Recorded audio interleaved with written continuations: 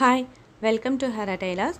இன்றைக்கி வீடியோவில் ஒரு ஸ்கூல் யூனிஃபார்மோட டாப்பில் எப்படி சிம்பிள் மெத்தடில் பேக்கெட் வைக்கலாம் அப்படின்றத தான் பார்க்க போகிறோம். நிறைய பேர் பேக்கெட் வைக்கிறதா இருந்தால் ரொம்ப கஷ்டமாக இருக்குமோ அப்படின்னு நினைப்பாங்க. இல்லை, ரொம்ப சிம்பிளான விஷயம். அது எப்படி கட்டிங் போட்டு ஸ்டிச்சிங் பண்ணலாம் அப்படின்றத இப்போ நம்ம பார்க்கலாம்.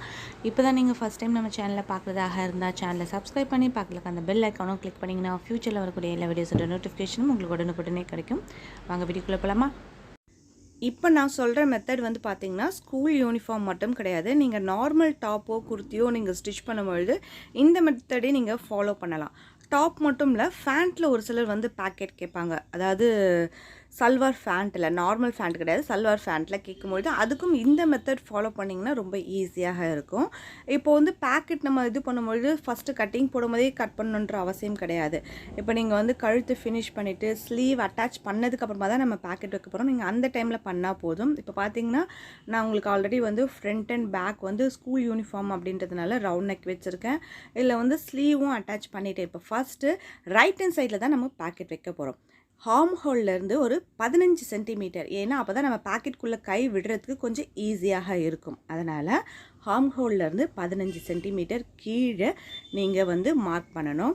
இது வந்து நார்மல் ஹைட்டில் இருக்கவங்க, ரொம்ப ஹைட்டாக இருக்கவங்களுக்கு இதை விட இன்னும் கொஞ்சம் கீழே இது பண்ணிக்கலாம். பேக்கெட்டோட அளவு 15 சென்டிமீட்டர் மார்க் பண்ணியிருக்கோம் இல்லையா, அது கை உள்ளே விடுறதுக்கான அளவு வந்து பார்த்திங்கன்னா ஒரு 20 சென்டிமீட்டர் கேப் விடணும். ஹார்ம் ஹோல்லேருந்து 15, அதுக்கப்புறம் 20. இப்போ இதுக்கு உள்ளே வைக்கிற கிளாத் வந்து பார்த்திங்கன்னா அதே மெட்டீரியலில் தான் இருக்கணும். நம்ம கீழே மார்க் பண்ணியிருக்கோம் இல்லையா, அந்த 20 சென்டிமீட்டர், அதை விட ஒரு 1 இன்ச் ஃபுல்லாக அவுட்டரில் எக்ஸ்ட்ராவாக இருக்கிற மாதிரி நம்ம மார்க் பண்ணணும். இது வந்து ஸ்கொயராக இல்லாமல் நீங்கள் அந்த கை நம்ம உள்ளே விடுறோம் பார்த்திங்களா, அந்த அளவு இருக்க மாதிரி கீழே மேலே வந்து கம்மியாகவும் கீழே வந்து ரவுண்டாக இருக்க மாதிரி நீங்கள் வரைஞ்சி விட்டீங்க அப்படின்னா உங்களுக்கு தைக்கும்பொழுது ரொம்ப ஈஸியாக இருக்கும். பாருங்கள், கரெக்டாக ஒரு 20 சென்டிமீட்டர் விட்டு மேலே ஒரு 1 இன்ச், கீழே ஒரு 1 இன்ச் எக்ஸ்ட்ரா இருக்க மாதிரி நம்ம ஒரு கோவாக வந்து வரைஞ்சி வச்சுருக்கேன். இப்போ இதை கட் பண்ணி எடுத்துடுறேன். இது எப்படி தைக்க போகிறோம் அப்படின்னு பார்த்தீங்கன்னா, இப்போ இதுலேருந்து ஒரு பீஸ் எடுத்துடுறேன். அதே மாதிரி ஃப்ரண்ட்டோ பேக்கோ அதில் ஒரு பீஸ் இப்படி வச்சுட்டு நம்ம மார்க் பண்ணியிருக்கோம் இல்லையா அந்த 20 சென்டிமீட்டர், அதே மாதிரி பேக்கெட்லேயும் மார்க் பண்ணிவிட்டு மார்க் பண்ண இடத்துலேருந்து மேலே 1 இன்ச்லேருந்து ஃபஸ்ட்டு கீழே இருக்க 1 இன்ச் இருக்கும் நம்ம ஃபுல்லாக தச்சிடணும். தச்சு இப்படி உள்பக்கம் திருப்பிடணும். இப்போ இது ஃப்ரண்ட்டாக இருந்தால் இது தச்சிடும் இல்லையா, இது எப்படி தைக்கிறோமோ அதே மாதிரி பேக்லையும் தைக்கணும். ஆனால் மேல் தையல் போட வேண்டிய அவசியம் கிடையாது.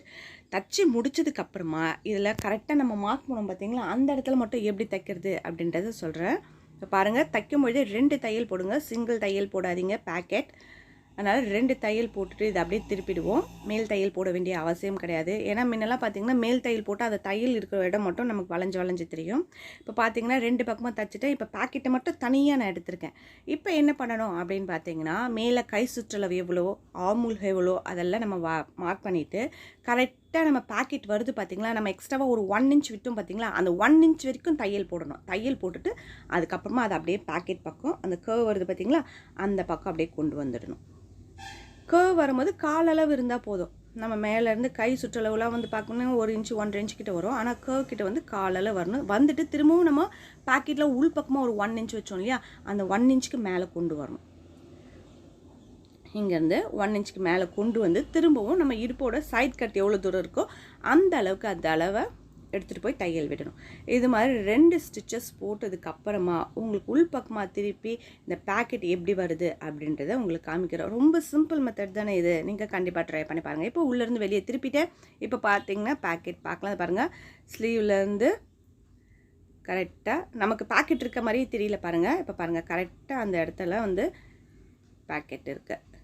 மேல் தையெல்லாம் போடாததுனால நமக்கு வந்து நார்மல் டாப் மாதிரியே தான் இருக்கும். பேக்கெட் இருக்கிறது அவ்வளோவா தெரியாது. இந்த மெத்தடை ஃபாலோ பண்ணுங்கள், ரொம்ப ஈஸி தானே இது.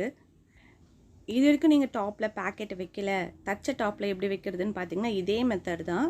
கரெக்டாக ரைட் ஹேண்ட் சைடு வந்து ஒரு 15 சென்டிமீட்டர் தள்ளி ஓப்பன் பண்ணிவிட்டு நீங்கள் இது மாதிரி பேக்கெட் இப்போவும் தச்ச டாப்லேயும் நீங்கள் வைக்கலாம். ட்ரை பண்ணிவிட்டு கமெண்ட்ஸில் உங்கள் பதிலை சொல்லுங்கள். இந்த வீடியோ உங்களுக்கு பிடிச்சிருந்தா ஒரு லைக் பண்ணுங்கள், உங்கள் ஃப்ரெண்ட்ஸோட ஷேர் பண்ணுங்கள். அது மட்டும் இல்லாமல் சல்வார் ஃபேண்ட்லேயும் பேக்கெட் வைக்கிறது எப்படி தெரியணும் அப்படின்னா கமெண்ட்டில் சொல்லுங்கள். அடுத்த வீடியோவில் உங்களுக்கு சல்வார் ஃபேண்ட்டில் எப்படி பேக்கெட் வைக்கிறது அப்படின்றது சொல்லித்தரேன்.